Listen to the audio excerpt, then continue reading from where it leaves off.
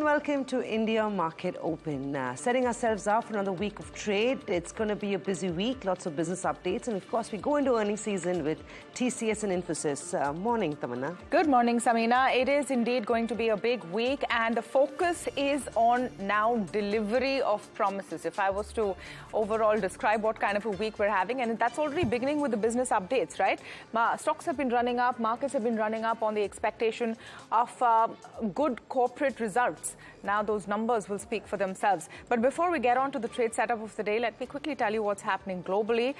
No massive news flow, but suffice to say that the jobs data, which was awaited in the US, December jobs data, has shaken up hopes of an earlier than expected rate cut. In fact, the rate cut hopes could be pushed further back, definitely from March because of that data. Let me just quickly go through what that data was. So non-farm payrolls in December grew by 216,000, so 216,000. The estimate was 170,000, so overshot the estimate by a fair bit. The unemployment rate, meanwhile, has sustained at 3.8%. What that's telling you that jobs are still hot. There are enough jobs available. Unemployment is still low. And more jobs means more push for inflation. So that concern is there. You saw that in the 10-year yield as well. The US Treasury, the 10-year Treasury, above 4%, up about 6 basis points on the back of that hotter than expected jobs data. But here, domestically, Samina, it's all about the business updates and it's all about the results this week, isn't it? It is. It is going to be a busy weekend, a week rather. We're over the weekend. Quick check on the GIFT Nifty before we take you through how we're setting ourselves up for trade this morning. Marginally gap up is what we were expected to open, but that's now turned negative. Implied Nifty indicating to flat to lower start in the early minutes of trade. Lots of cues that we'll be tracking, and those are going to be company specific, but just to take you through the broader market setup. Remember, the Nifty and the Sensex ended Friday in the green. The Nifty 50 closed at 21,710. The Sensex ended at 72,065. Bunch of counters that were in focus, and of course they will continue to remain in focus in today's day of trade as well. Real estate was the biggest talking point all through Thursday and Friday. That sector has seen enormous amount of buying, with the realty pie gaining over 5% in Friday's day of trade. Stock-specific action will be monitored across that sector too. But for the month, if you look at Nifty Realty, it's actually not done too much. But in the last 2 days, you've seen a massive pullback playing out for the real estate pack. Well, moving on from there, the broader markets continue to outperform the benchmark in trade over the last few days. So you've had the mid-cap and the small-cap index going home with gains, outperforming the Nifty 50 itself. In terms of positive triggers, and this is what bulls may be taking heart from, is the fact that the VIX index is actually eased by 5% to go back to levels that are a lot more comfortable for traders who are bulls, to levels of 12.63. This happened on Friday. And the PCR, though, on the other hand, has risen above levels of 1% to move to levels of 1.22. Big earnings is going to be on tap, so Infosys and TCS. So IT stocks will be in focus on back of those two big earnings that kick off the earnings season on Thursday. But apart from that, we might see a whole bunch of banks that may continue to remain an important talking point on back of business updates coming in from a whole bunch of banks in trade. Remember, with Bank Nifty, the frontline banking names haven't participated on Thursday and Friday. What you saw was activity and action across the PSU names in trade.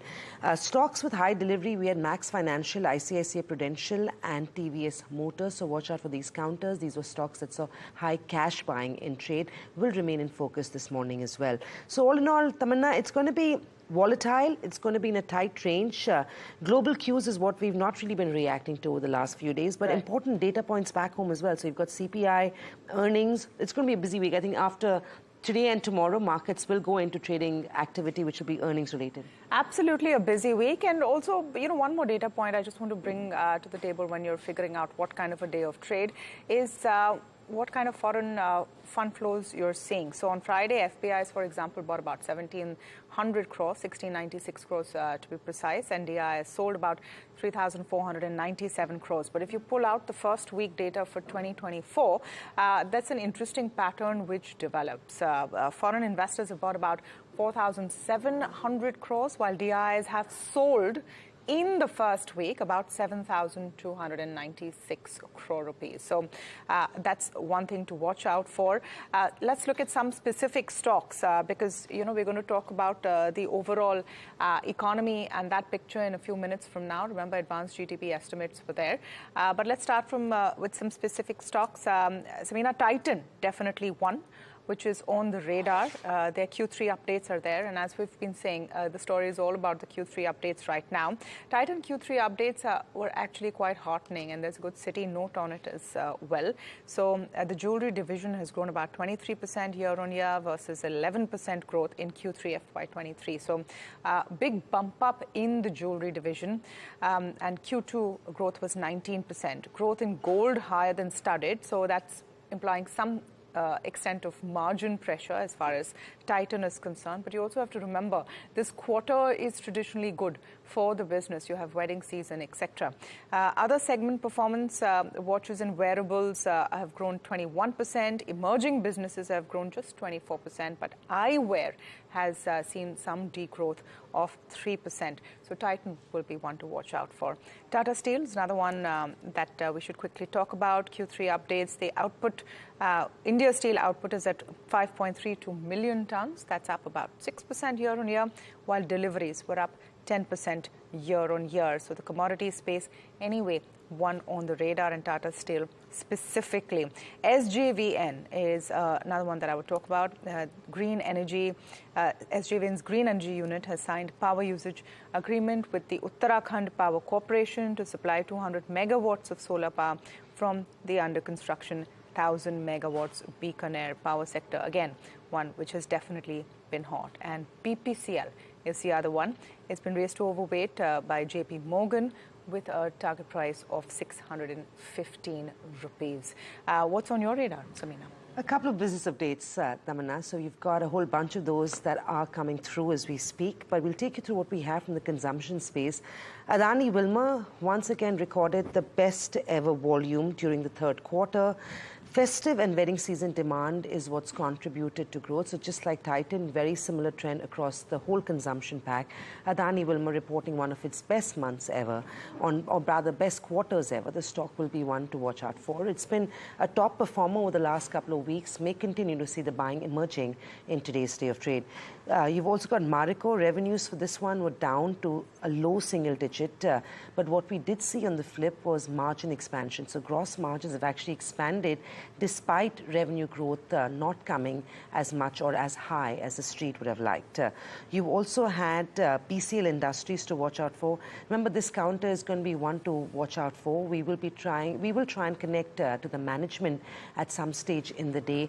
It went home with very massive gains, and this largely came in on back of the ethanol price hike that was announced by OMCs on the 5th of Jan. Prices have been raised by 5.79 per litre for maize-sourced ethanol. Hikes to impact 70% of the company's ethanol supplies. So remember, a large chunk of their business comes in from ethanol. With an increase in price, your top line will be aided, and margins also will improve substantially for BCL, on back of which the counter is seen a big rally already on Friday. May continue to see some buying in today's day of trade as well. Now, moving on from there, you've got some activity that is happening in the primary markets as well. You've got one big listing. I'm not going to call it big. It's actually just a listing. Kaushalya Logistics will list on the exchanges today at 75 rupees per share. It's a smallish IPO to the tune of 36.6 crores, but it had an overwhelming response from investors and was subscribed nearly 365 times from the 29th of December to the 1st of Jan. Apart from that, moving on from the NSE across the small and mid-cap exchanges, you've got 4 companies that will be coming in to raise money. 1,100 crore rupees is what these 4 companies will cumulatively be raising from the exchanges. So that's really what we have. It's going to be a busy morning, but I'm guessing the macros also in focus this morning. Sure. Before we get to that, Samina, just an eye on some brokerage reports this morning that we should talk about, and a couple of them from Citi. So Citi's report on Steel Authority of India, they've maintained a sell rating at 80 rupees target. So that's one to watch out for. Let's pull up what SAIL has been doing. Yeah, that's a big cut that they're saying. They're saying India's steel prices do have downside risk of China, and SAIL is anyway trading at a discount to other larger peers.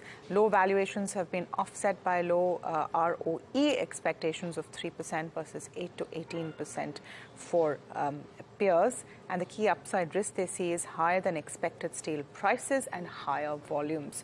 So that's not very good news. Even on Aurobindo Pharma, Citi has a sell rating this morning with a target price of 940. Wow. So that's quite a cut from where Oro Pharma is right now. They're saying that the stock is up 23% in 3 months and 6% in 1 month on re-rating of the market and sector. But the reason why they've done that is that they expect positive earnings surprises in near term, but don't see a material improvement in the US generic market. Valuations factor in near to medium term earning levels already. I'll just add Citi on Adani Ports, where they've maintained a buy rating and a revised target price of 1368. That's up from their previous target of 1213. The stock, of course, at 1154 right now. They're saying that this opens a positive catalyst watch as the company remains a top pick, and they expect strong volume growth in port cargo, rail container and GPWIS in the third quarter coming up. The consolidated EBITDA and PAT growth of 49 and 70% respectively expected year on year. The big primer, of course, and which we're seeing across the Adani stocks is that your legal matters seem to be behind them and have settled. That means you're going to see good cash flows and improving leverage should drive stock performance as well. Attractive valuations given high quality business and favorable valuations within the industry. So those are some to watch. As is LIC, which has seen an upgrade by MK at 975. So that's a good one, and this is something that we've been talking about. The stock has given a 35% return since November 23, and there are multiple tailwinds that the brokerage sees to help sustain share price outperformance driven by valuations, EV growth, new product offerings, and step up in dividend. But I think the standout right now, Samina, and you were talking about some of those stocks as well, is the weakness in the FMCG space. And you spoke about Marico, Godrej Consumer. Brokerage notes also seem to be talking about it, that rural uptake is still not coming in. And that's going to continue to be a bit of a concern. It is. It is showing green shoots, but yes, not enough to sustain the kind of euphoria that some of these stocks have seen. Also worth noting is that you had some macro data that you want to watch out for. So GDP estimates, that also indicating that private consumption still seems to be a weak spot. So there's a lot of moving parts. Markets, remember, most people believe have ran ahead of themselves. But another important news trigger that could probably be viewed positively is that India has risen to the second spot in the MSCI Emerging Market Index. Remember, it has gone up. Its share in the MSCI Emerging Index has gone from 7% to 17.1% on back of strong domestic institutional investments and potentially steady FI flows coming in. India potentially could surpass a 20% weight in the MSCI Emerging Index as early as this year, at the start of this year. Remember, China is the number one country in terms of market share on the MSCI Emerging Index, followed by Taiwan. Taiwan now being replaced by India. Big sort of news because this is euphoric. We will try and get some analysis on that report from our team in just a few minutes. But remember, Jeffries as well has suggested that India is poised to attract foreign investments in 2024 in the medium term. India's positioning in the EM portfolio remains relatively light, but its growing size is making its markets even more relevant. Tamanna, this was interesting because we did have a chat with a couple of guests over the weekend, and everyone said India is no more an exotic play. It's not like a country that you need to just be allocated to because it's exotic. Yeah. We have become a basket case in the emerging market basket, right? So, and I think that is where markets or brokerages are taking heart from, and that could justify why we are expecting 2024 to still see inflow of funds just on back, despite valuations being stretched at this stage. Absolutely. I don't know. I would take umbrage if anyone called us exotic. It has, strange connotations there. So definitely not exotic, but it's a very clear case looking at what's happening to China. This is the market where you're going to be as the China story continues to falter. But the question is the Indian economy going to keep pace? And I'm coming to an important bit of data that we saw over the weekend, which is advanced GDP estimates. Now, just to quickly put into context that advanced estimates for GDP. This is the first estimate, so there will be a second one and then the final number that you will get, post the interim budget, so at the end of March or so. And that has shown that India is going to grow in FY24 much faster than was expected. In fact, we'll have a conversation on that in just a few minutes from now. So this is what those estimates say, that India's GDP will grow by 7.3% in the current financial year, slightly faster than the 7.2% growth in 2022-23. Most observers, including the RBI, expected that we will decelerate this year. So you have beaten those estimates by a far stretch. That's an important part of the story. But a couple of things to note. Agriculture has not been doing too well, and we'll pull up those figures. The agri sector has slid compared to before. So 1.8% is the growth expected in this financial year versus 4% in FY23. So that's where we have slid back. Manufacturing has come back in a big way, and that's important. That's some sucker over there. But private consumption, on the other hand, continues to be a bit of a concern on the GDP front. So those are the two big lingering concerns that we need to talk about at this point, and we'll come to it in just a bit. Yeah, in fact, talking about those GDP's numbers, Tamanna, it's I think also important to know that manufacturing deacceleration is a concern, even though it has still been expansionary. The trend, remember, is in the declining side. Well, you've also got capex. Now, watch out for that one, because government capex continues to remain high. Private capex is where there is a little bit of a struggle that we are seeing. So on comparative basis, government spending still taking the lead from the front. Well, FY24 is also, there are reports suggesting that FY25 nominal GDP estimates are likely to be set at 10.5%. FY24 is already undershooting the 10% target. It'd be interesting to know how confident economists are that reaching these higher targets is just an idea for now, or are realistic targets that we are setting out for ourselves. We've also got a couple of other stocks that we'll track, but in the interim, I'm going to quickly toss it over to Alex for Editor's Cut. Alex? Thanks so much, Samina, for that. In fact, on today's Editor's Cut, we're dealing with a couple of stories. The first relates to the latest update from the regulator, the SEBI, that talks about short selling. Is there really anything that you need to know about that is new in the latest update, or is this essentially business as usual? Sajith will tell you about some of that. And then we'll focus in on the jewelry companies led by Titan. Of course, you've got the latest business updates, and that indicates that growth is stronger than ever. So we'll talk about some of the nitty-gritties there. But let's start with the first conversation, which is short sellers. I've heard it being described on social media, Sajith, as a nothing burger. Is that true? That's true, because it's basically a circular that came in 2007 when the entire short selling was put in place for all kind of investors. But it was accompanied by something called the stock lending and borrowing mechanism. So any investor, whether retail or HNI or institutions, can do a short sell provided they have borrowed the stock and then they have done it. So it has to be accompanied by an SLB mechanism, which hasn't picked up much, but of late there has been some kind of transition where we have seen over 100, 125 stocks where we have seen lending happening for those stocks. It also requires a good institutional mechanism before a short sell can be done, because you need to borrow from the institution and then deliver the stock so that the custodians can do the delivery. And as and when, and there is a charge which is being given. So many of the institutions which are holding stocks for long-term period, they can get additional returns based on the lending that they do of the stocks which is there. But interestingly, I wanted to bring in the SLBM here. While the notification on Friday was just a reiteration, and maybe they must have missed out 1 or 2 points, and they've been putting it back to the master circular. The SLBM or the stock lending and borrowing mechanism is now evolving into a good mechanism here, because if I look at some of the stocks which are there, you have nearly 4 million shares which are outstanding for IDFC first. You have AU Bank where 3 million shares are active.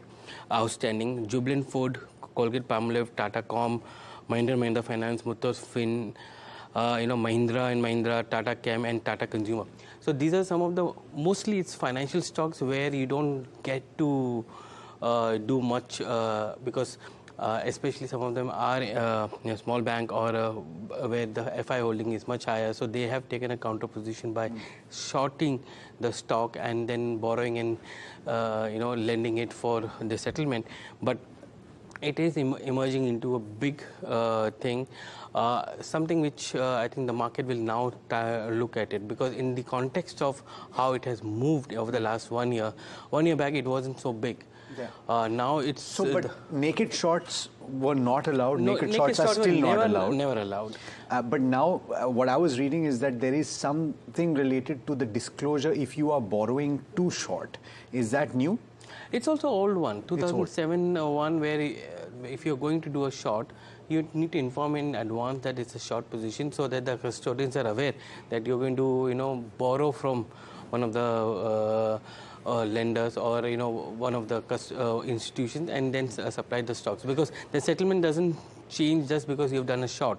You have to supply the stock here. Either you do it from your portfolio or you borrow it from someone else who's willing to lend you for a fee. Agam, your reading, nothing changes? No, not really. But, Alex, among the names that Sajid spoke about, first thing interesting is that we are at life highs right now.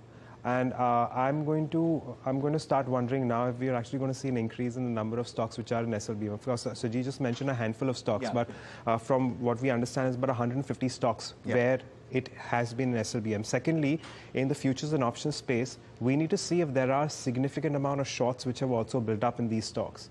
That could in fact give you a reasonable amount of expectation, at least from the people who are holding these positions. Shorts in cash and shorts in the futures and options space. Thirdly, also want to take a look at whether or not any of these stocks are in the F&O ban. If they are in the F&O ban, you're not going to be able to carry on positions, which means that you may want to, in fact, take positions in cash as well to go short. Last interpretation, and then we'll move quickly to the jewelry conversation. But if the market is aware of, if people are aware that there are certain number of short positions and essentially who has taken them, would there be a possibility of squeezes taking place? Because you have the knowledge that there are a certain number of shorts. 100%, Alex. It is a very dangerous position. And yes, a squeeze is always possible, especially when you already have significant amount of shorts in SLBM as well as futures. And, we tend to think that it's the cash markets that drive things, but it's not always the case. If you do see attraction in the futures space as well, you could in fact precipitate the covering in your cash markets as well. So it's it's kind of coupled. So if you have stock is on a ban in F&O and they're not able to take fresh positions, you can easily go into cash market, do a short and cover, use it using a lending mechanism or borrow the stock and do the shorts there. So it is now getting coupled in such a way that there may be some kind of a new market which has been developed in because now you have lots of institutions now lending stocks there, but you need to see what is the kind of carry fees which has been allowed and how it's moving. Fair point. I understand for a few of our viewers that this is going to be a little bit of a technical conversation. So if you've got specific questions on this, let us know in the comment section or indeed on the WhatsApp number. And in fact, we will do a special session with both Agam and possibly Neeraj and Sajid as well to tell you what this is all about. For now, let's shift to the jewelry conversation. Strong numbers, Agam. Yeah. I think the question is whether or not, and a lot of brokerages also coming out to say, hey, these companies are good to buy even at these levels. Right. Are the valuations stretched at all is a question. But, Alex, we're talking about Titan in this case specifically. Yeah. The valuations have always been stretched. Correct. And, but the truth is that Titan keeps coming up to back those valuations, right? We continue to think that where does Titan get its growth from if the market is actually saturated? But we have to also understand that there is a very, very large unorganized market out there, and that's where Titan is taking advantage of, which means that there is space for not only Titan to grow, but a lot of its peers as well. Hence, a lot of its peers in the jewelry segment are also doing well. Now, after Titan, now people tend to start thinking about Kalyan Jewelers as well because the business model is slightly similar. Titan specifically, we've seen about a 23% growth indicated in this quarterly update coming through. And besides that, about 3 years ago, 70% of its revenues came from the jewelry segment. At the moment, I'm looking at the first half revenues, it's nearly 90%. Nearly 90%, and it's doing well, at least in terms of growth. Even at the size at which Titan is currently, if at that point in time it still comes up with a 20% growth on a year-on-year basis, and mind you, in the last quarter, that is in third quarter FY23, it saw about 11% growth. This time around, it's seeing a 23% growth. So this is on a reasonably high base. Of course, we must remember that there was a little bit of a delay when it comes to festive sales in this particular quarter, and that also combined with the jewelry segment, the wedding season, which also came together, which is potentially why Titan has maybe seen a slightly better than expected, quarter coming through. Very quickly to compare Titan with respect to the other listed players, and you see that despite its size, Titan still has superiority in a lot of brackets out there. So even in the past 3 years, it has seen the most amount of growth in terms of its earnings. 37% CAGR as against something like a Kalyan, Thangamile or a Senco, all of them having similar business models and not as good as Titan. Even in terms of margins, the jewelry margins are much higher as compared to its peers, as you can see on your screen there. In fact, double-digit margins for Titan as compared to Senco, Kalyan and Thangamile. Coming down to valuations, of course, Titan is expensive. And I reckon that to a certain extent, a lot of analysts believe that it's going to remain expensive because of the kind of superiority it has in several other metrics. And even in terms of the premium segment, it rules the roost. And there will be a little bit of catch-up with respect to the other jewelry players. But for now, of course, Titan is a clear winner. Oh, absolutely. All right. So I think that's more or less a comprehensive view on the jewelry space. And if anything, it's a stamp of acceptance on Titan's performance. Certainly, its valuations are being backed by a performance. Let us know what you think and if you hold Titan as well. We've got lots lined up in just a bit, and we're talking about the major cues from the F&O space in just a bit. So do stay tuned.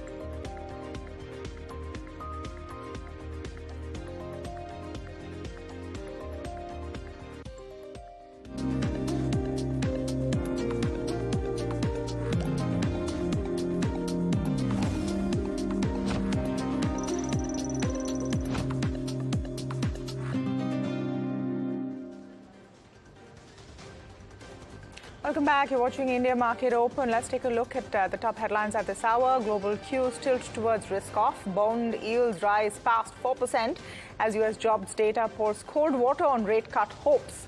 Back home, the focus shifts to results as IT majors kick off the earnings season.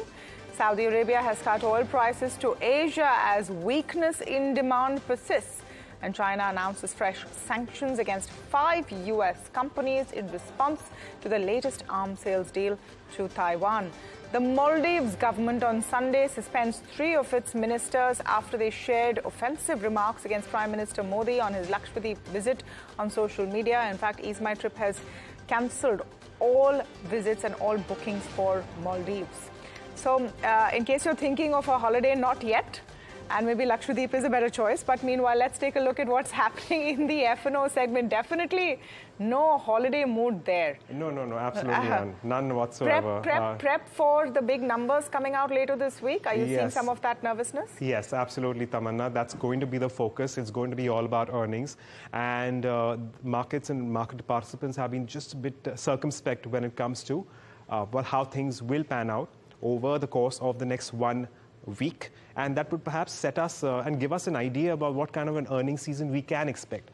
That said, over the past couple of days, we have seen the Nifty advance, and while we are expecting the Nifty to remain range-bound, the range is going to be about a 500-point range. So that's going to be on the higher end, 22,000, where we were likely to see a little more, traction coming through, and a little bit of, resistance. But for as far as Friday is concerned, we did see open interest move up by around 2%. And as far as the Bank Nifty is concerned, once again, we saw a lot of unwinding. So there was a little bit of nervousness. The Bank Nifty underperformed the Nifty, and we also saw positions being squared off on Friday. Of course, we will see an increase in this number as we move into the new week, and we're going to have to wait and watch. But as long as the Bank Nifty stays above 48,000, well, we're going to, the markets are going to be, rather remain positive, at least on the Bank Nifty. What happened on Friday was a little more writing around the 21,800 mark, both in calls and puts. And because there was a lot of consolidation, that is what we are expecting going into the next few weeks as well. The expectation is that the Nifty remains range-bound while we start getting some traction with respect to earnings. And of course, later on in the week, that is Thursday and Friday, which is going to be a new weekly series. That's where we start getting the Nifty to react to the information technology earnings. Let's take a look at the open interest, distribution as a whole and see where, in fact, we are looking at the Nifty range within. So while we do have a little more when it comes to your open interest as far as the 21,800 call is concerned. On the lower end, we continue to see more traction around the 21,500 put. It's a 300-point range, but as I said, that 21,800 is not as much of an obstacle as much as the 22,000 mark is. Finally, coming down to stocks, let's pull up that list as well. A lot of shorts building up in Nestle, Shree Cement, Kotak Mahindra Bank, and Alchem Laboratories. And in terms of those stocks which saw unwinding, let's put that list up as well. Longs unwinding in GNFC, Chamal Fertilizers, Oberoi Realty, Gujarat Gas, along with India Cement. That's as far as the futures and options space is concerned. But what do our experts make of these cues, and where do we go from here? We have Amit Goel. He's joining us on the show right now to take us through all that we can expect going forth. Amit, good morning, and thank you so much for joining in. Well, let's start off with your view on the indices as usual. How do you see things panning out, especially considering we have earnings lined up, big earnings lined up a little later on in this week? Yeah, good morning, Agam. A very good morning to all your viewers. Thank you for having me back. We began the new year with a bang. We made a new all-time high on the first day of this year, but we were not able to sustain it, right? However, Nifty continued to fall down from there and found support at the latter half of this week, of the previous week, and is now likely to be in a range till we get a clear direction before the results. So the trade here would be, you could set up a iron condor by selling the 21,400, 500 puts and look to sell the 21,950 or 22,000 calls and buy the hedges for that. Right. So that's as far as your view on the benchmarks are concerned, Amit. But I believe you have an idea on two stocks. Let's start off with the one which you have on State Bank of India. Can you take us through that? Yeah, before I speak on State Bank of India, Agam, little bit on Bank Nifty. Bank Nifty was the weaker of the two. From a weekly perspective, both the indices had formed dojis, which is a classic sign of indecision at the top, right? I don't think the market is going to take a clear direction before the results are out. And I believe the major heavyweight results are likely to be from Thursday onwards, Infosys and TCS being the ones. So I feel that the next three trading sessions are going to be likely to be in the range bound. Bank Nifty being the weaker of the two, even the open interest is a little unclear in terms of its distribution of the open interest is much more evenly spread out. So I don't really find a very clear direction on the on Bank Nifty. However, I find that 48,000 would act as a nice support since we have seen the market, take support last two trading sessions from that level. Having said that, I believe Bank Nifty and IT index should lead the charge on the upfront. I feel that the market will is likely to continue on the uptrend. Having said that, my picks would be SBI and ICICI Bank over the next positional view. From that, I like SBI the most because it had broken out of a triangle formation on the weekly time frame in the early part of December and has given a handsome return from there. Right now, on the daily time frame, it has formed what is known as a pole and a pennant pattern, which is a classic sign of consolidation before the next leg of up move or the continuation.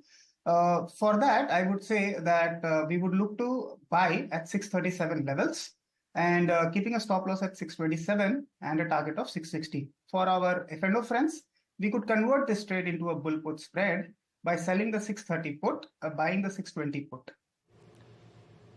Right, Amit. And what is the other idea that you have for us this morning? So as is my practice, I have always tried to give you a long and a short flavor. I see a weakness and the continued weakness in Maruti. The bearishness is likely to continue in this counter. It was not able to sustain the new all-time high it made in the last month. However, I feel that Maruti might find support at 9,600, 300 levels. But till then, the journey is still likely to be on the downside. Given that view, I have planned a bear call spread. Given the high implied volatility levels, we would look to sell the 10,200 call and buy the hedge of 10,500, which will give us a risk of 2,000 rupees and a reward of 4,500 rupees on this trade. All right, Amit. We'll continue to keep an eye on that one. Amit, thanks so much for taking us through your views on the markets and also giving us one long and one short idea. Of course, these are some very interesting plays and with relatively liquid counters that we're talking about, State Bank of India along with Maruti Suzuki. Keep an eye on that. Amit, thank you so much for taking us through that one. So Samina, besides these, naturally, we're going to keep an eye on several sectors which are coming up with the earnings as well. Indeed, in fact, IT, Agam, we've got TCS, Infosys on Thursday, but more importantly, all these stocks did quite well on Friday itself. Yeah. So there was buying in the early part of the first few days last week, then they sold off, and now the buying is back. Right. What are traders doing? Are they sort of loading up positions as we go into earnings? Right. So we do know that this is going to be not a very important quarter when it comes to expectations from the information technology sector because, as far as the sentiment is concerned, it's been subdued. Besides that, seasonally, it's a relatively small quarter because of the furloughs in this particular quarter. So it's not going to be as much about the information technology earnings as much as it's going to be about the kind of commentary that can come through from these tech companies. If we can quite quickly pull up what's happening in terms of positioning with respect to TCS and Infosys, I'll talk about just these two because these are the largest companies and they have the most amount of traction and they in fact have a lot of options activity as well. So as far as TCS is concerned, we saw unwinding last Friday, but I reckon that we will start seeing a lot more in terms of increase in positions as we move into trade this week. As far as Infy Nifty is concerned as well, and let's pull up Infosys. Not unlike TCS, we have seen unwinding as far as your index futures are concerned, but a lot of activity will now start building up around the option segment. We must also remember that as these companies come up with earnings on Thursday, we will start seeing a lot of options writing around Tuesday and Wednesday in order to take advantage of the collapse in volatility after the earnings come through. So these are some of the most popular strategies that a lot of traders work with. And this, of course, notwithstanding the large price movements, a lot of traders would want to take advantage of the fall in the volatility component. So keep an eye on that one. And of course, like I said, it won't be as much about the earnings as much as it will be about, well, the outlook going forward. Thank you, Agam. It is about the outlook, whether or not things are bottoming for the IT pack. I think the markets are priced in a weak quarter in terms of reporting. But commentary is what's going to be critical for the Infosys and the TCS of the world to set out. Well, talking about outlooks, we've had a bunch of companies from the consumption space report their business updates. So Titan, Marico, Adani Wilmar, Godrej Consumers, Nykaa will be in focus on back of those quarterly business updates. Mahima joins in with more on that. Mahima, rural consumption still a weak spot for most of these consumption names, right? Right, Samina. So as you rightly mentioned, rural consumption still remains as the dark spot for all these consumer-based companies. Talking about individual companies and their business updates, Titan, the company reported a 22% revenue growth year-on-year, and they've added around 90 stores in Q3. All their segments, except for their eye care segment, performed well. Their eye care segment declined by 3%. Then we had Marico, where the company's Q3 consolidated revenue declined to a low single-digit year-on-year basis growth, and however it saw a robust growth in their margins because of the decline in the raw materials. But overall, if we see, the domestic volumes also grew in single digits and international volumes also grew in mid-single digit levels. Then we had Godrej Consumers, where the company reported a double-digit volume growth in India. In Africa, US and Middle East, they saw a high single-digit sales decline, and Latin America saw a positive volume growth. But overall, for GCPL, the Q3 sales was pretty much at a very flat level. Then we had Adani Wilmar, where sales declined 15% year-on-year, and however, in terms of volume, it did perform pretty well. The edible sales declined by 21%, and the FMCG sector for Adani Wilmar played a very big role, where the sales grew by 28% and volumes grew by 18%. Then for Nykaa, the underlying volume growth has been pretty healthy and consistent, and overall on consolidated, the net sales volumes will grow. They're expecting the net sales volume to grow in mid-20s and revenue to grow low 20s on Y-on-Y basis, and their BPC vertical is also expecting a growth in terms of year-on-year basis in terms of 20%. So overall, this is the business update for the entire consumer segment, where the business updates came in the past few days. All right, thank you for that, Mahima. And I was just looking at some of the brokerage reports, Samina, on these companies, and we spoke a little bit earlier about the advance estimates, the GDP estimates, and it all ties in if you look at it. So the agricultural sector's contribution to the GDP in H2 has come down, and in this financial year has come down compared to FY23, and that's showing up. So let's take a look at what some of the brokerages are saying on the specific stocks, so we can tie up with your advance estimates at one end, your business updates, and how that's all looking for the FMCG space. So Nuvama, for example, on GCPL, says LATAM and GAUM currency devaluations and planned destocking will be keeping revenues flat. Look at Nuvama on Marico, where they talk about domestic remains weak, margins expand. They expect consolidated revenue to dip 2% year-on-year due to weakness in volume and pricing. EBITDA is set to grow about 11% versus initial expectations of 5% revenue growth and 11% EBITDA growth, so that's better. But domestic business would log volume growth of only 1.5% year-on-year. So you are seeing some weakness coming in on some of these counters. Let me talk about Citi on Titan as well. So that's a different side of the story, right? Discretionary consumption is not doing too badly, but your FMCG very base consumption is seeing a bit of a pinch. So if you look at City on Titan, they've upped the target at they've kept the target at 3650 because valuations remain high. Of course, this is supported by Titan's strong medium-term business prospects, but downside risks exist in deterioration of consumer sentiment or lower footfalls, because Q3 is generally supposed to be a better period. You've had wedding season, etc. So sharp movements in gold prices and adverse government impact could be some of those risks. But let's take a look at some more companies which are on the radar today, and Mihika is joining us with that list. Mihika. Yes. So first I'll start with the companies that are in focus on the back of, order wins. First we have Jupiter Wagons, which has received a 100 crore order win from a leading automobile manufacturer. And this order is for the manufacture and supply of 4 rakes of double-decker automobile carrier wagons, and this is the first time that this kind of wagon is going to be introduced to the Indian Railways. And Jupiter Wagon has seen a pretty good inflow of orders. It received a 473 crore order just on Jan 4th from the Ministry of Defence, and it also received a letter of acceptance from the Ministry of Railways back in December for a contract worth 1,617 crores. And then we have SGVN, which has signed a power usage agreement with Uttarakhand Power Corp, and this is for the supply of 200 megawatts solar power capacity from the under construction Bikaner solar power project. Now this project is still under development and is going to be commissioned in April 2024, and the project cost is at 5,491. Then we have Edgy Infra Engineering, which has received a letter from the North Central Railways and has been appointed for the redevelopment project on an EPC mode. And this is the redevelopment of the Kanpur Central Railway Station. Now, the project cost is at 655.099 crores, and the project completion period is 36 months.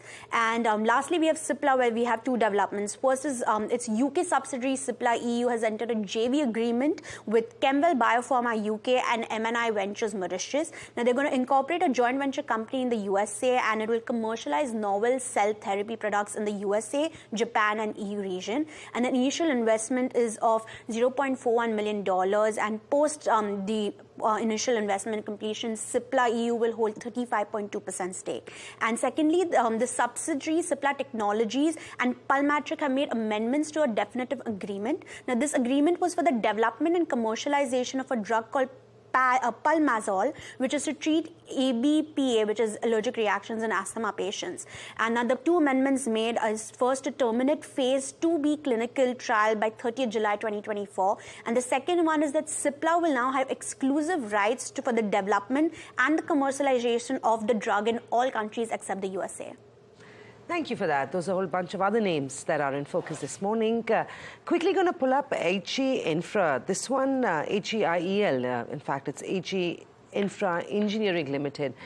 The stock is in the news this morning. It's actually been an underperformer, a gross underperformer over the last 6-month period. Remember, the company is an infrastructure company based in Rajasthan, engaged in construction, development, designing, and management of infra projects. Unfortunately, though, the counter has sold off substantially over the last 6 months, underperforming the sector and the markets. But however, a couple of brokerages do have a buy call on this name on back of attractive valuation, strong growth opportunities, and company-specific triggers like we just saw this morning, and macroeconomic tailwinds. So on back of that, this one could see a little bit of a positive pop in early trade on back of the fact that it's sheer fact that it's underperformed over the last couple of months, and any sort of good news will be viewed well by the street. Well, we also have Pragati now joining us with some more business updates, these largely coming in from the financial space. Pragati, last week was busy with a whole bunch of PSU banks reporting on their business updates, but I believe we've got some more this morning. Yes, hi. You're absolutely right. Last week was very busy. We had a couple of provisional figures coming out in terms of the bank's third quarter earnings. But the latest ones that came about on Friday evening after the market hours or after the market closed was Bank of Baroda and Union Bank of India. And the trends that we are observing point to something very similar that we've seen across other banks as well. If you look at Bank of Baroda, the global business was up 10.7% year on year, and the global advances and global deposits were up 13.6% and 8.3%. Even in this bank, the advances growth outpaced the growth of deposits, a trend that we are also observing across other banks. As far as Union Bank of India is concerned, the total advances were up 11.4% year on year, deposits were up 10.1%, and the total business was up 10.7% year on year. For our viewers, we also have the numbers flashing on our screen for them to have a look at, but we must remember that these are the provisional figures and the actual numbers or the third quarter earnings are yet to be out. Starting 16th of January, that's when the banking quarter 3 earnings kick off. Interestingly, apart from the third quarter earnings update, we had a major update coming in on federal bank succession planning. Now in November, NDTV Profit exclusively reported that Federal Bank has started discussions around succession planning and was planning to apply for Shyam Srinivasan, the current MD and CEO's extension of tenure by 1 year. On January, that is on Friday last week, we got an update officially from the bank in terms of the exchange filing that the bank has heard back from the RBI in terms of the extension of Mr. Shyam Srinivasan, and it has asked the bank to submit the names of 2 fresh candidates for the role of the MD and CEO. Now, what exactly happens in this thing? The RBI's 2021 April guidelines also come into play, because according to those guidelines, no MD or CEO or the same incumbent can handle or hold the office for a period of more than 15 years. And in this case, Shyam Srinivasan, his current tenure as the MD and CEO will end in September 2024. That's when he completes 14 years as the bank's MD and CEO. So that's the update that we have. As soon as we have more, we will come back to you on that.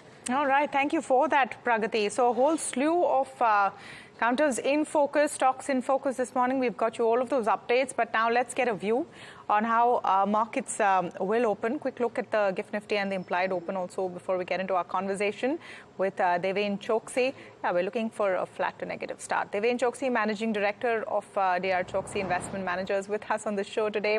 Deven bhai, a very good morning. And thank you for joining us on NDTV Profit. Always a pleasure to speak with you. Let me start with your overview on what is going to be a very crucial week in terms of corporate news flow coming in, all focus on the results, and of course, the IT majors kick it off towards the end of the week. Is that the next big trigger point in your view? Yeah, good morning. Well, I guess I think the IT companies are expected to be seen from the point of view of announcement that they would be making in this particular result season. While the result is not going to be exciting for at least some of the top-run IT companies, where the December quarter has possibly ended, I think, largely on a flattish note, as I see it. But the fact remains that the higher amount of order inflow and the possibility of the same is something which one is expecting out of the commentary coming from the IT majors.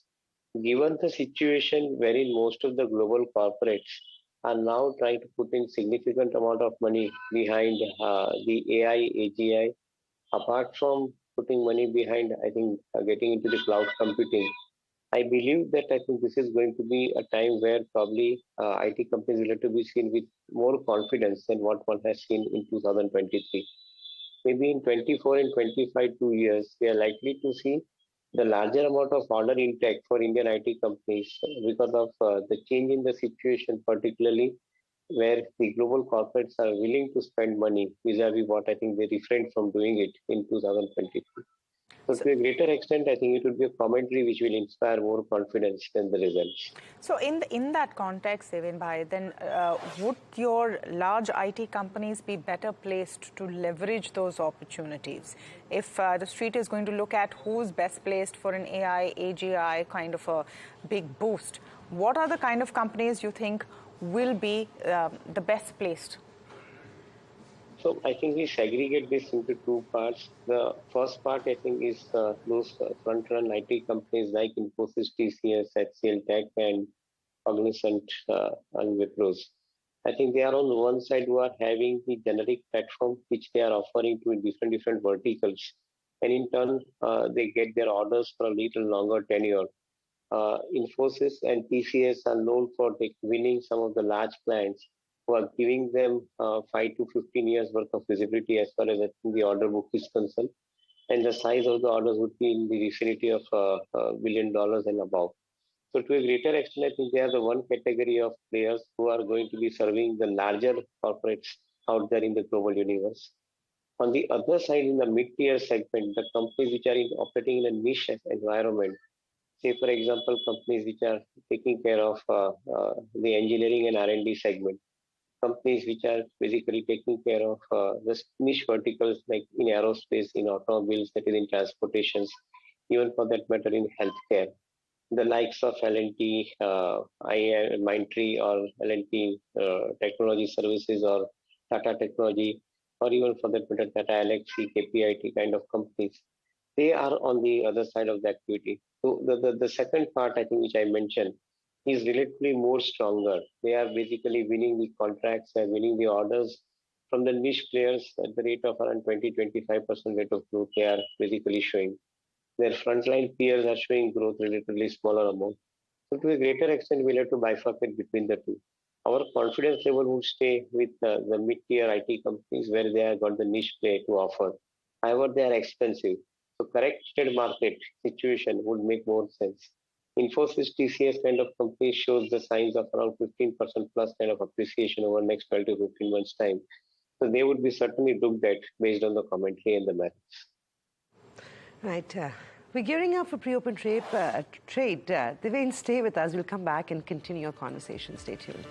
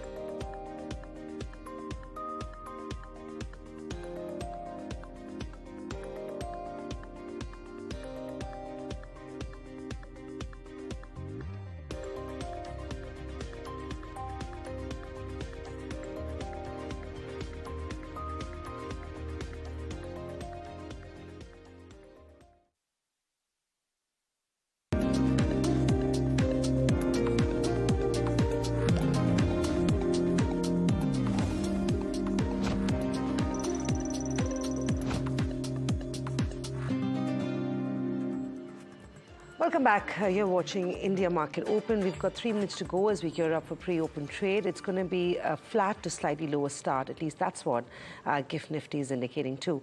Aditya Agarwala, Head of Research and Investments, joins in now. Aditya, good morning. Thanks for joining in. Aditya, we've had a pretty volatile week, but in a tight range on the index. We've respected the lows, attempted staying in those in that range, really. How are you playing Nifty this morning? Morning, Shamin. Thanks for the show. It's more of a consolidation, I would guess, at the moment that we are witnessing in the markets. Important thing is, in the recent correction, Nifty took support at the previous highs, and from there, Nifty bounced back. The last couple of trading sessions were decent, I would say, from a bull's perspective. I would closely watch out for 21,750, 21,770. That happens to be the immediate hurdle for the market. If that is taken out in trade today or maybe this week, I believe markets could head to new highs. Volatility is there in the bank Nifty. That is something that traders should closely monitor because there's a lot of volatility which is creeping into the large cap private sector banks. So that is one space where if there is good opportunity, one can actually look to go long on the bank Nifty. And I believe you could see a bit of short covering rally in the bank Nifty, while Nifty could continue to consolidate between 21,800 on the upside and 21,600 on the downside. Right. Deven, how do you feel about the markets at whole?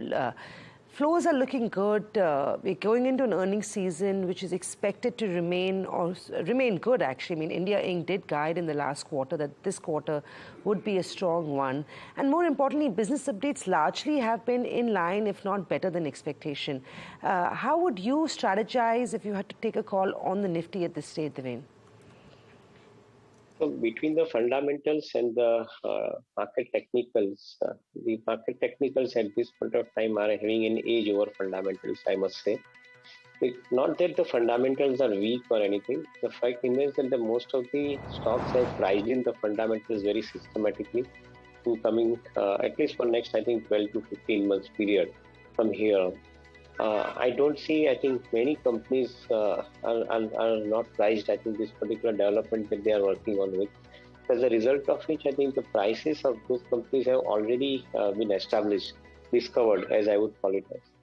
What is driving the excitement in the market currently is amount of money which is getting into on two fronts. On one end, you have got the liquidity coming in from the local investors who are pumping in around 17,500 crore worth of amount through SIP to mutual funds, then comes insurance companies, then come provident fund companies, and at the same time, the direct participants like the family offices and the PMS and AIFs, I think they too contribute significantly large amount of money into the market operations. So it is a liquidity on the domestic side which has kept the market intact. Something what we experienced in the month of December last month, wherein due to the signs of interest rate coming down by the Fed, the global traders, ETFs, index funds, they started putting in more money, and that's what we experienced, a significantly large sum of money coming into the market. But this money is more or less, I think, a traded money. I think this money is largely getting deployed including into derivative market. So to a greater extent, I think it is a liquidity which is winning over the fundamentals at this point of time. As long as we see the flow continuing, maybe I think the market momentum will continue.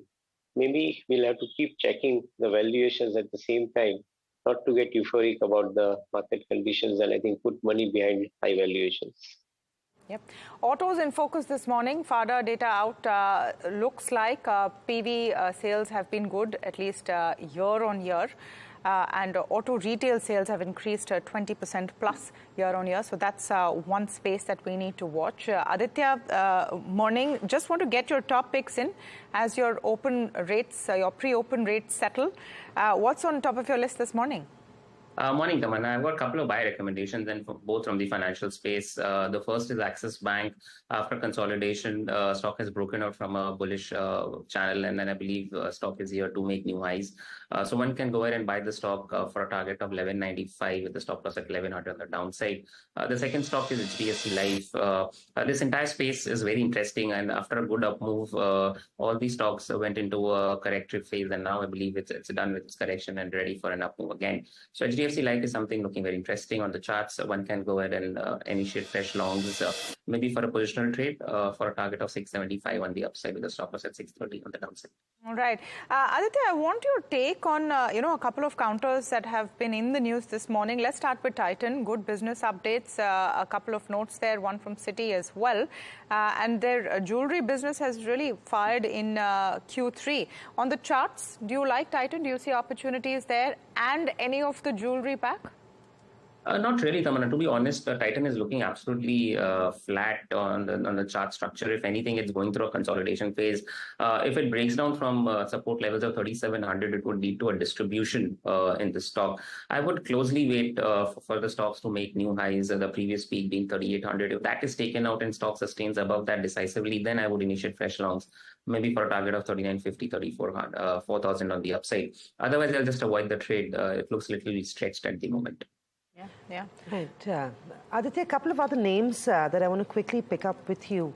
I don't know whether you've mentioned IT, but would you initiate long calls in any of those IT stocks ahead of earnings? And more importantly, Thursday and Friday did see long build-up across most IT stocks.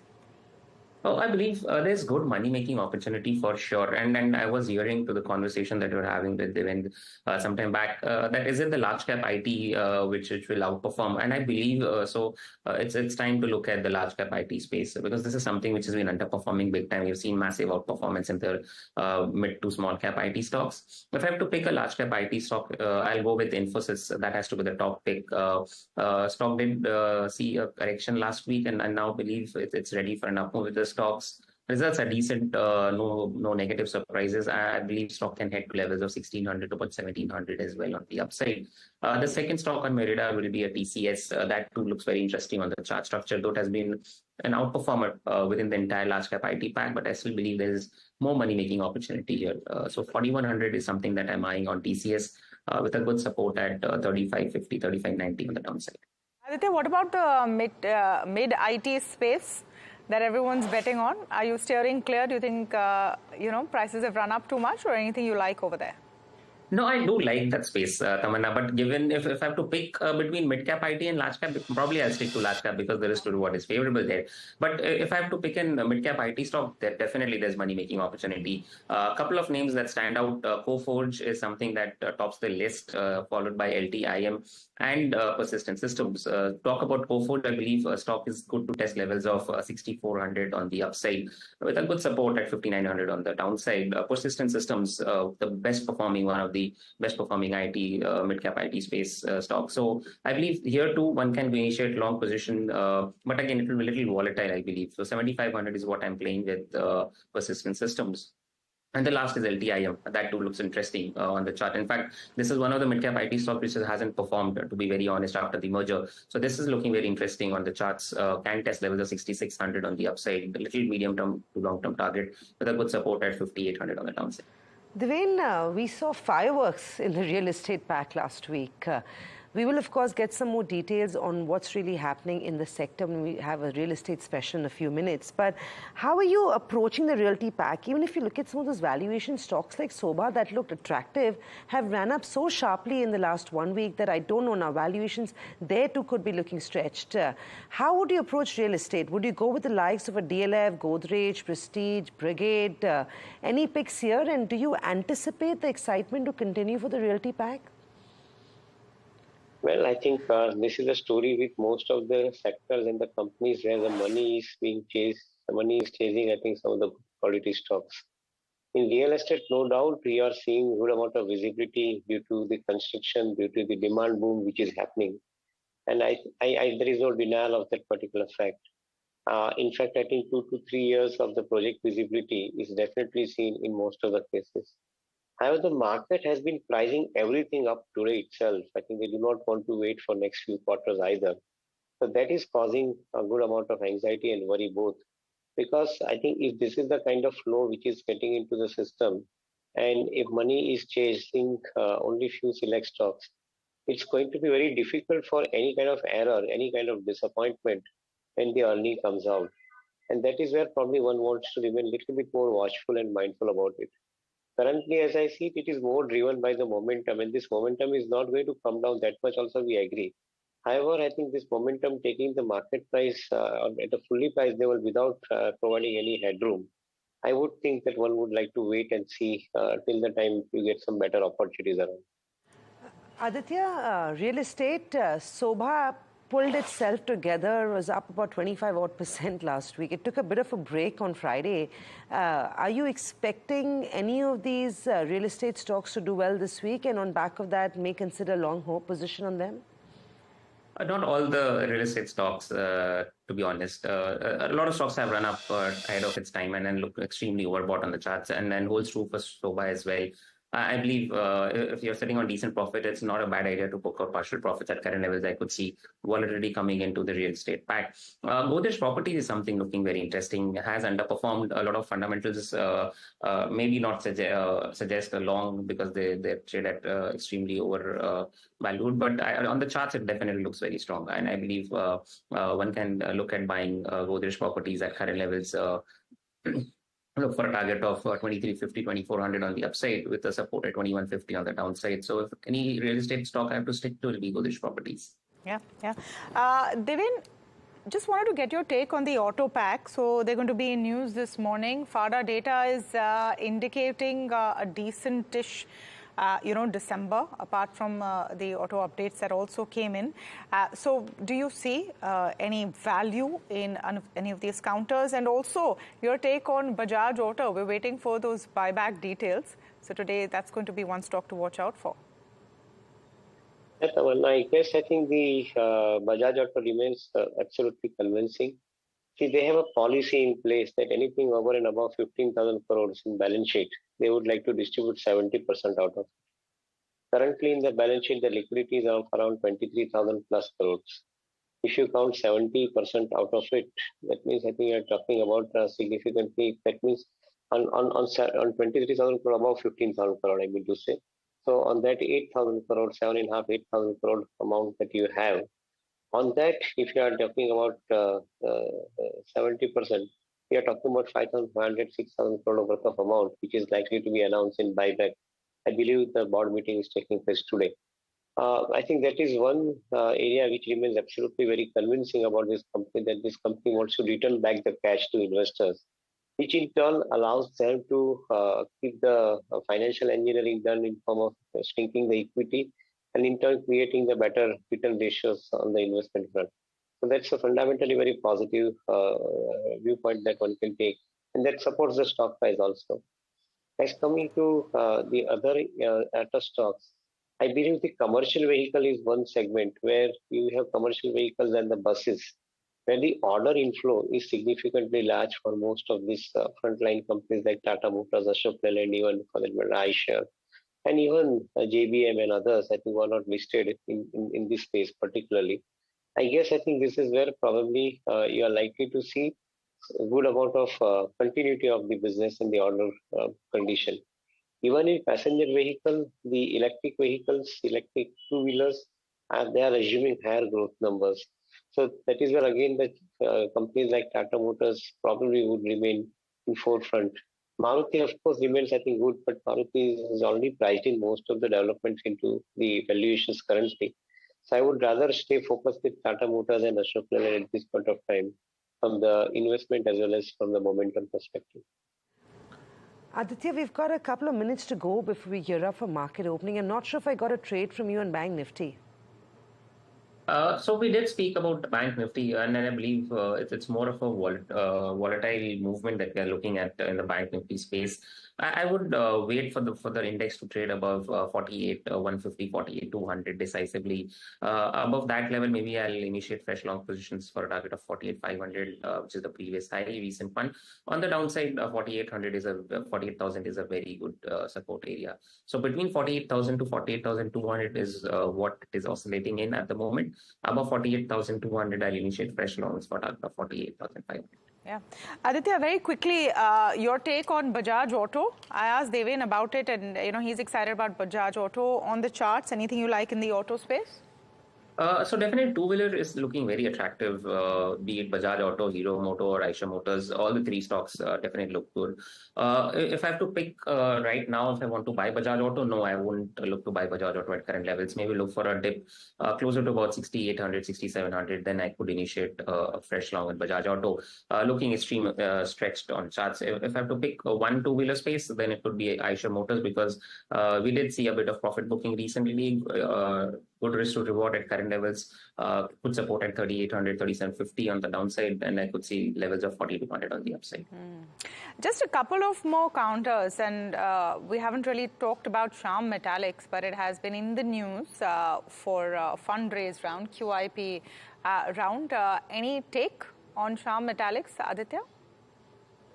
So yes, we did see a good volume back breakout on the stock, but again, Tamanna, I believe stock has run up too much, and I see negative divergences building up on the chart structure, especially on the higher time frame. So maybe if it comes close to about 610, then I could look to go fresh long on the stock. If people are already holding on to the stock, they've already bought earlier, maybe put a trailing stop loss closer to about 640 and then hold on to it. Absolutely. Just a minute or so left. A very, very quick take, Deven Bhai, on what would be your top play today in FMCG, or will you avoid completely? I don't think that anything for today per se, but I like the strategy which Hindustan Lever has been adopting about using the AI for distribution and demand generation. So this is one company which will continue to remain in my focus area. Whenever I think opportunity comes around, I think that will be a buy list along with ITC. Right, Deven, Aditya, stay with us. We'll just quickly take a check on how the markets are going to be opening up. It's about 30-odd seconds to go. It'd be an interesting morning. Remember that trading range of 21,500 to 21,800 is going to be critical in terms of what market participants will be watching out for. In terms of things we've seen, FI index longs have risen to 67% versus 66. Nifty put-call ratio has also declined to 1.08 versus 1.22. The VIX has also come up marginally. The Nifty PCR has also declined to 0.77 versus 1.17. So all these factors are indicating that the bulls are in control. There will be an attempt to break 21,800 and move upward. 21,850, remember, is going to act as an important level of resistance on the upside. It's going to be a flat to lower start, but I guess that's what the pre-open was indicating. Nifty itself opened up pretty good. 21,747 is what we have, 36 points higher, building on to the gains that we saw in terms of Friday's trade. Bank Nifty, though, interestingly, is trading lower. This we haven't seen in the last few days. Remember, it has been very, very volatile on Bank Nifty, and today seems no different. 48,068 is what we have. 48,000 itself will be an important level of support for Bank Nifty. If that gets taken out, we could be heading lower to levels of 47,850. The markets itself are keeping themselves together, but it wouldn't surprise me if we actually see a little bit of selling coming in over the next few hours of trade. Broader markets doing okay, marginally higher, nothing much to write home about, and that is similar for the small cap index as well. There you go, small cap index trading with a gain of 0.5%. The mid cap, though, up only about 0.3%. The benchmark, like I thought it would, has turned negative, at least on the Sensex. Nifty as well, struggling to hold on to those levels in trade this morning. Well, let's take a look at what's contributing to the markets. The breadth is positive. The bias is very clearly on the upside. Tighten on back of those numbers. Festive demand clearly giving a boost up. A couple of brokerages, all that helping tighten this morning, up about 1.5%. And in fact, most of your Tata Group companies aren't doing too badly. Tata Motors is up 1%. Tata Steel is trading higher. TCS is what I like to see. That one's trading soft ahead of its earnings on Thursday. BPCL, JP Morgan had an upgrade on BPCL. On back of that, the stock trades high by 1%. Motor stocks are not looking too bad. So Aisha, Tata Motors, all trading in positive territory. It's interesting. You're seeing a little bit of a mixed trend emerging for the IT packs. So stocks like HCL are higher this morning, but you've also got TCS and Infi that are trading soft in early trade. Pharma is not looking too bad. It's again a morning where defensives aren't doing too badly. Auto is holding itself together. Titan, BPCL, Tata Consumers are some of the counters that we'll be watching out for in today's day of trade. But Tamanna, this is really the market. It's going to be, I think, tossing between gains and losses for most part of today, and we've already seen that on the Sensex and Nifty. Absolutely, very clear trend over there with your tech pack feeling the pressure ahead of the numbers today. While you have BPCL and Titan doing well. BPCL, remember, we spoke about in pre-open. They have a JP Morgan report out, and Titan, of course, those updates. But a few more stocks that are on our radar, and let's start with them. Adani Wilbur is one of them. So a slew of business updates have been driving markets, and Adani Wilbur was also out with them. There was a Nuvama note as well with a buy rating, but that stock down about 1% odd in trade. Adani Ports also had a positive rating from Citi. That stock up in the green. Well, let's take a look at some of the other stocks that are on our radar today. SJVN. Let's come to SJVN. Order once again, an order flow once again on that stock. So it is a newsmaker. They have signed a power usage agreement with the Uttarakhand Power Corporation to supply 200 megawatts of solar power from the under construction 1,000 megawatt Bikaner project. Remember, these the move to renewable energy is creating a lot of opportunity, and we're seeing SJVN as one of the key suppliers who are benefiting from it. More on brokerage note, Impact, Aurobindo Pharma, one of them. Citi had a buy move on it today with a target price of 940. and it is down about 1%. BCL Industry is another one that we've been talking about in pre-trade as well. The company has announced an increase in ethanol prices by oil marketing companies from Jan 5th. They've raised the prices. That stock up 3% in trade, and those prices have been raised by about 5.79 rupees per litre. Now, Jupiter Wagons is another one, and we'll be hearing from the management later today on the channel. Another order win, and there have been a slew of them in the last few days, the last week. So the latest one is a contract worth 100 crores from one of the leading automobile manufacturers to manufacture and supply 4 rakes of double-decker auto carrier wagons. Remember, they had a Ministry of Defense order as well on Friday coming in. So that stock up about 3%. I just want to quickly look at the auto pack and how they're doing to understand the FADA numbers. Very simply put, it's better for the two-wheelers as far as the data is concerned than your passenger vehicles. Two-wheelers have seen a good revival. So Bajaj Auto, even ahead of its buyback, is up about 1%. M&M, Tata Motors, all in the green, although the tractor data is not too heartening. But look at Eicher up about 1.5%, nearly 2%. Hero Moto and Maruti Suzuki also all in the green. So auto in focus, IT of course in focus as we've been seeing. But Samina, a lot of movers today in trade. In the broader market, surprisingly, Sula is up 10%. So Sula trades with a 10% gain. Of course, these are smaller names, but worth a mention in trade this morning. Alok's Textile is logging in a 9% rally this morning. What do you want to keep in mind is the counter is up 60% in the last 5 days. So building on that gains on Alok is what we have. Electra Trade, again, a good counter to track, 5.5% gains in early minutes of trade. The stock is looking good as we speak. In terms of market activity. Across the Nifty 100, the Nifty Mid-Cap 100, you've got stocks like HPCL up 3%, while BPCL is gaining on back of a brokerage upgrade. HPCL is up 3.5% in trade. Nykaa on back of its business update, the market seems pleased, giving it a thumbs up. The stock trades the gain of 2.5%. Kajaria Cement is up 2.5%. Suzlon is up 2%. Hudson Agro is up 2%. Phoenix, some of the other names that are doing well, CG Power, Z, Motherson Sumi, Whirlpool, M&M Finance are some of the other big gainers in trade today. Well, I'll just quickly extend that list to see some more names that are holding up in today's trade. But Electra, you've got Sula, you've got Alok. Those are your big gainers. The other ones gaining are largely on business updates. But HPCL is also seeing very healthy volume. So it'll be interesting to see what's happening there. Maybe crude stabilizing at $78 a barrel this morning could be something OMCs are taking heart from in early trade. That's what we have. But TCS from the large cap space, we highlighted that when we took you through market opening, is your top loser on the Nifty 50. A little bit of nervousness very evidently being felt on the street in terms of TCS. The stock is seeing some pressure, 1% off in early minutes of trade. The day belongs to Sula, like I said. On the sell side, I'm quickly going to pull up a few losers. Tamanna, unless you've got those losers that you're tracking. But on the gaining side, well, things aren't looking too bad. In losers, you've got a few of those banks. Marico is seeing a big cut, so 5% lower on Marico is what we have this morning. Market's not pleased with their business update. Inox Wind is down 6%. Godrej Consumers business update getting a thumbs down. Remember, we've talked about how rural consumption is a weak spot. On back of it, all these counters are seeing pressure. Godrej Consumers down 5%, Marico down 4%. Spark had a drug launch. The counter hasn't seen, is down another 4.5%. 1.5% now is what we're getting in. Aarti Industries is looking bad. So specialty chemicals again this morning is not seeing too much buying emerging in trade. Anything else, Tamanna, you pulled up? Gujarat Fluoro is one I'll talk about. Gujarat Fluoro down in trade today, as is Torrent Power. Torrent Power, remember, had a massive run-up last week, so perhaps a bout of profit booking there.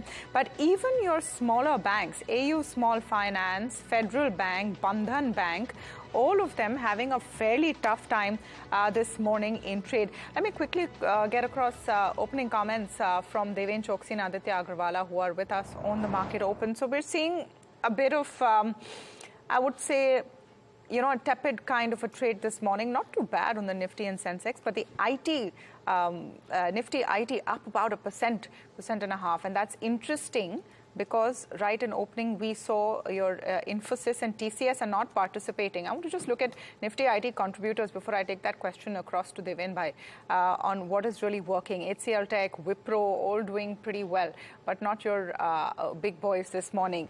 Deven, just your opening thoughts on how we've seen the market open and the continued sort of confidence in IT companies. IT, Tamanna has remained laggards, I think, in the last full year, particularly the frontline IT companies like Infosys, TCS and all. They didn't participate. In fact, I think mid-tier participated in the second half. So I think the frontline ones never participated enough. So from this perspective, I think there is a systematic amount of contra-buying opportunity.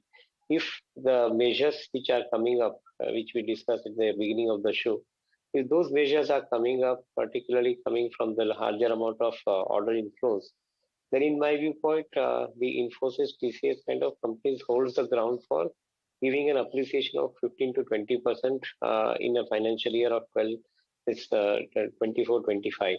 So from that perspective, there should be some amount of appetite to buy the stock into the portfolio. At the same time, mutual funds particularly have remained relatively underweight on these companies in the last year. So that makes a case for them to deploy more money because they have been receiving systematic inflows. And we believe that today the inflow is largely coming into the large caps counters. So to a greater extent, I think you are likely to see the amount of money, or large cap schemes rather, the amount of money getting deployed into the large cap counters hereafter. So in my viewpoint, I think we are likely to see some amount of buying interest continuing in some of the frontline IT companies like Infosys and TCS going forward. Aditya, quick last words before we start, of course, winding up opening trade.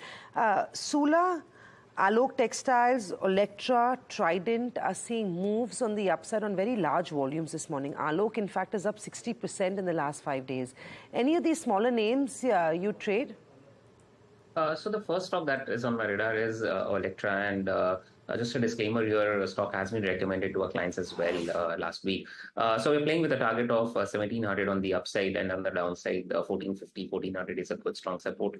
If somebody wants to latch onto the stock even at current levels, they can do so. It's a very good looking stock, Samina, and look at the volumes, it's very encouraging. So on the downside, if one is looking to buy at current levels, maybe can place a stop loss closer to about 1470 and look for a target of 1700 on the upside. Talking of Alok Industries, yes, definitely, as you mentioned, stock has seen a sharp run up post that announcement that Reliance is going to participate in their issue. So, but at the moment, it is placed right at the resistance of 36 rupees. If it crosses 36 rupees, then definitely there is more room on the upside. Stock is definitely not looking extremely overbought on higher time frame charts. Maybe on shorter term time frame charts, it is slightly overbought, but there's definitely more room on the upside, maybe till 45, 46 levels one can see. But the top pick has to be Electra. All right, Electra is a top pick. What's definitely not a top pick from the market and getting a drubbing is the FMCG pack. Just look at Godrej Consumer down about 5% now. Marico beaten down about 3.5%, 4%. So again, business updates which are not pointing to a very, very lush and happy Q3. What is working there still is United Spirits, Emami and Radico Khaitan.